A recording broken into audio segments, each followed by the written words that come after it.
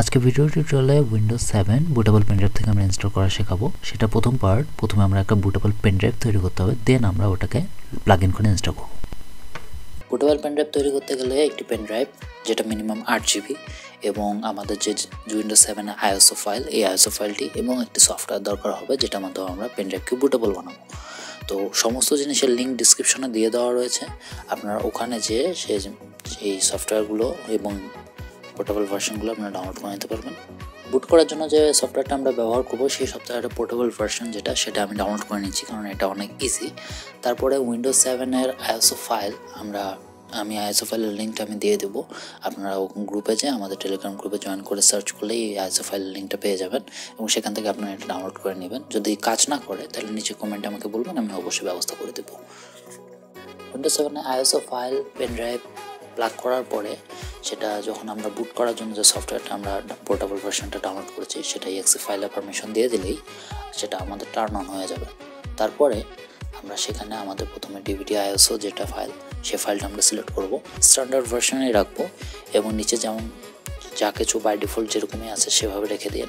আমার কম্পিউটারের জন্য যে সেটআপগুলো আমি এভাবে সিলেক্ট করে নিয়েছি, আপনাদের জন্য ভিন্ন না হওয়ার কথাই, সেম হওয়ার কথা। যদি না কাজ করে অবশ্যই আমাকে কমেন্টে জানাই দেবেন।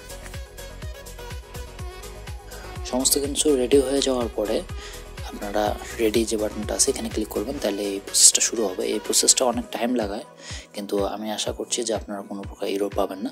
যখনই এটা রেডি সাকসেসফুলি ডান হয়ে যাবে তখনই আপনার পেনড্রাইভ পুরোপুরি বুটেবল হয়ে যাবে।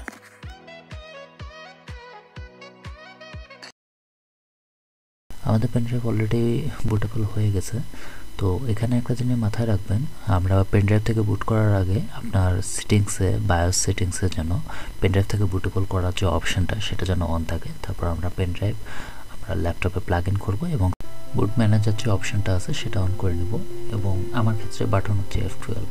তারপরে আমাদের যে পেনড্রাইভ আছে সেই পেনড্রাইভটা আমরা সিলেক্ট করে নেব বুট ম্যানেজার থেকে এবং তারপরে কিছুক্ষণ অপেক্ষা করতে হবে, তাহলে উইন্ডোজের যে ইনস্টলেশন যে স্ক্রিনটা সেটা চলে আসবে।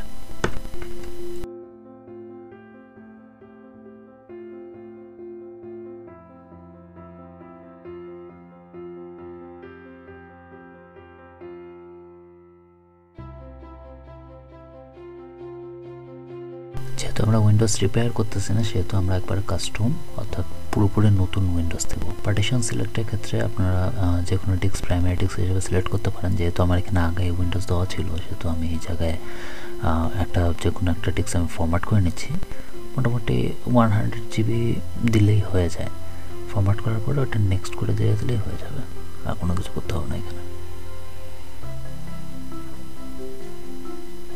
এরপরে ইনস্টলেশন প্রক্রিয়া শুরু হয়ে যাবে। যেহেতু আমার কম্পিউটার অনেক পুরাতন, তো এখানে ইনস্টলেশন প্রক্রিয়ার ক্ষেত্রে কিছু সময় লাগবে। এটা আপনার পেন ড্রাইভ এবং কম্পিউটারের হার্ডওয়্যারের উপরে ডিপেন্ড করবে।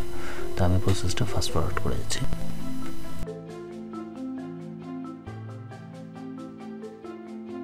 প্রসেস শেষ হয়ে যাওয়ার পরে ওটা রিস্টার্টের পারমিশন চাইবে। আপনি রিস্টার্ট নাও করতে পারেন অথবা অটোমেটিক্যালি রিস্টার্ট হয়ে যাবে।